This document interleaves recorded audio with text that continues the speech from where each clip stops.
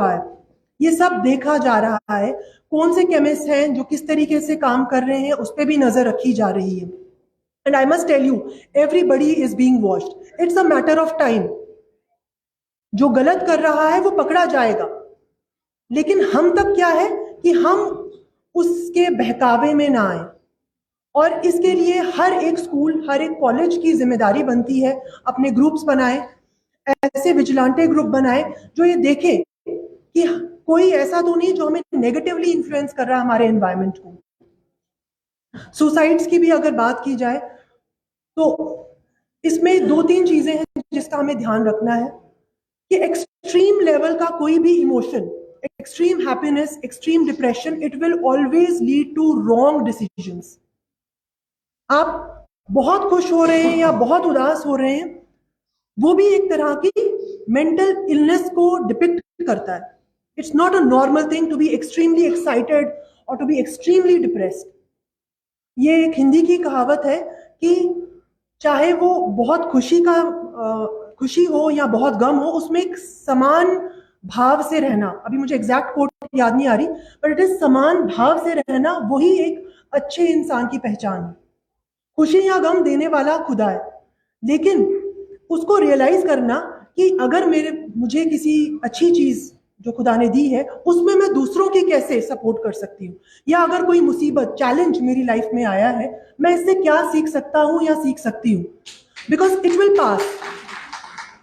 जो अच्छा वक्त है या बुरा वक्त है, it is temporary, it will pass, it is there to just test you. कुल जुमे हस्ती से तू उभरा है मानिंदे हबाब, इस जिया खाने में तेरा इम्तिहान है जिंदगी। What I want to convey is, चाहे किसी को कोई सक्सेस मिले, चाहे फेलियर मिले, it's a very very temporary thing, it's a very temporary feeling. If you get the highest reward also, वो कुछ लम्हों के लिए आपको शायद बहुत खुशी महसूस होगी, या अगर बहुत बड़ा चैलेंज भी आ जाए, लेकिन उसके बाद how you react, how you have equipped yourself to react in these situations is what matters.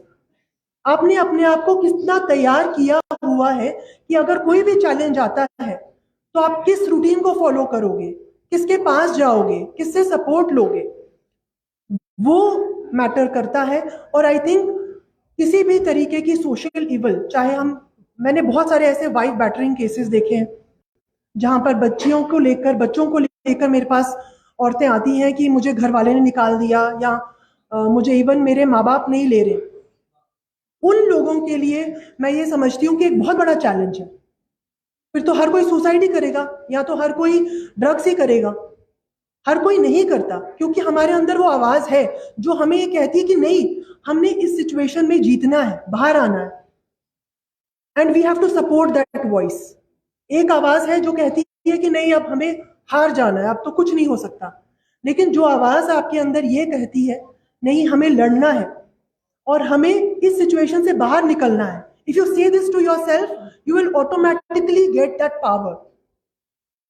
लेकिन अगर आप अपने आप को एक कॉन्स्टेंटली अपनी एक नेगेटिव सेल्फ टॉक में जाएंगे, मैं कुछ नहीं हूं, मैं तो कुछ ही नहीं कर सकता, ये मेरे साथ ही होता है और किसी के साथ नहीं होता, ये एक नेगेटिव सेल्फ टॉक जो होती है, ये मेंटल लेवल पे you already lose. So I would not dwell on this topic a lot, there is lot of things we are doing. हमारा ड्रग डी एडिक्शन सेंटर जो हमने खोला, एक बहुत ही कम रिसोर्सेज में हमने इसको स्टार्ट किया। हम जो भी गवर्नमेंट की तरफ से बन सकता है अकॉर्डिंग टू द इंस्ट्रक्शंस हमारे एलजी साहब के या चीफ सेक्रेटरी साहब के, वो तो कर ही रहे हैं।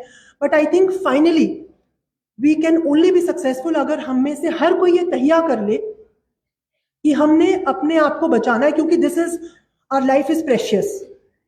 हर एक लाइफ जो है वो प्रेशियस है। एक स्माइल कभी कभी जो है इंसान को उस गम से बाहर निकाल लेती है जिसमें इंसान को लगता है अब कोई रास्ता नहीं। तो with this hope I believe Baramulla will shine, and हमारे यहाँ की जो जनरेशन है वो इंशाल्लाह बाकियों के लिए भी एक मशाल राह बनेगी। Thank you so much.